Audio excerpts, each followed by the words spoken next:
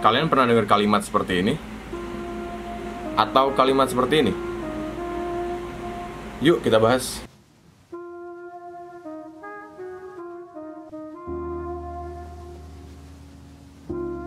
Sebenarnya nggak ada yang salah sih dari pernyataan sekolah tidak menjamin kesuksesan. Karena memang kalau secara logika, ya sekolah emang nggak menjamin sebuah kesuksesan gitu.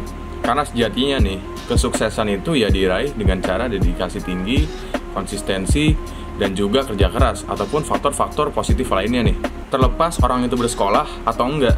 Nah, yang ingin saya bahas di sini adalah respon orang-orang terhadap pernyataan tersebut. Karena banyak nih orang-orang yang menjadikan pernyataan tersebut sebagai pembelaan atas kemalasan dan kebodohan yang mereka lakukan. Bahkan nih, ada orang yang menjadikan kalimat tersebut untuk menyudutkan orang-orang yang berprestasi di sekolah. Nah, untuk kalimat yang selanjutnya nih, kuliah nggak penting. Karena ilmu itu bisa didapatkan dari mana saja atau bisa didapatkan di mana saja. Untuk ilmu memang kita bisa mendapatkannya di sosial media, atau kita dapatkan dari orang lain, ataupun dari buku dan lain sebagainya. Tapi nih, kalau ngomongin kuliah nggak penting tuh kayak nggak banget gitu. Karena nih, kuliah itu kan punya korelasi dengan kebermanfaatan. Kuliah juga punya korelasi dengan masa depan. Bahkan kuliah juga punya korelasi dengan kesuksesan loh. Selain itu, kuliah juga bisa digunakan untuk mencari relasi, koneksi, ataupun pencarian jati diri nih. Kalau bicara soal kuliah atau sekolah, pasti itu merupakan salah satu bagian dari pendidikan ya. Nah, tapi kalau ngomongin pendidikan, pasti banyak banget kan masalah pendidikan yang ada di Indonesia nih.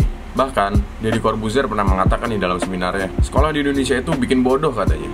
Karena murid dituntut harus bisa sempurna atau bisa semua pelajaran, sedangkan guru hanya satu pelajaran gitu. Lalu apa sih yang harus kita lakukan sebagai seorang pelajar ataupun sebagai mahasiswa? Nah, kalau kata Bang Sabda PS sendiri nih, pendidikan seharusnya membekali seseorang kemampuan untuk mengembangkan analisa berpikir mereka dan juga memperluas pengetahuan mereka segeneral mungkin. Jadi, latihlah pola pikir kita dan galilah ilmu seluas-luasnya agar kita bisa menyelesaikan problematika di kehidupan sehari-hari.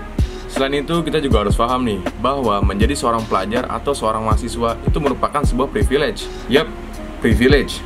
Hal tersebut dikarenakan hanya 35% anak-anak seusia kita yang bisa merasakan bangku perkuliahan. Tentunya ini merupakan peluang kenikmatan dan sekaligus tanggung jawab.